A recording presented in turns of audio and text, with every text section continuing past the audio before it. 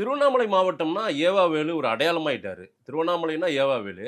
அவரை எதிர்த்து நீங்க போட்டியிடுறாங்கன்னா, அந்த வலிமை வேணும். அந்த பலம் வேணும். மக்கள் ஆதரவு வேணும். அது இருக்குதா உங்களுக்கு? அந்த பலத்தை நீங்க களத்துல பார்க்க முடியுதா என்ன? களத்தில் பார்க்க முடியுது. அவருக்கு இப்போ வந்து திருவண்ணாமலைனா வேலு, வேலுனா திருவண்ணாமலையிலேருந்து மாறி போச்சு.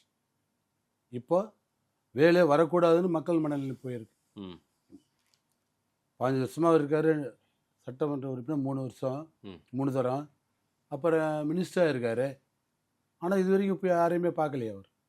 நல்லது, கெட்டது மக்கள்கிட்ட போய் திருமணம் தான் வேறு எதனா போய் சொன்னால் கூட அவர் நேரம் இல்லை அப்படின்ற மாதிரிலாம் அவாய்ட் பண்ணிடுறாரு. ம். அதுவே மக்கள்கிட்ட பெரிய அளவில் கொந்தளிப்பார். எது திமுகவுல நீங்க இருக்கும்போது ஏவாவேலா தான் திமுக விட்டு வெளிய வந்தீங்க. ஆமாம். ஆஹ. அப்போ நான் கிளை செயலர், நான் தான் ஃபஸ்ட்டில் திமுகவில் இருந்தேன். ம். அப்புறம் தான் இவர் திமுகவுக்கு வந்தார்.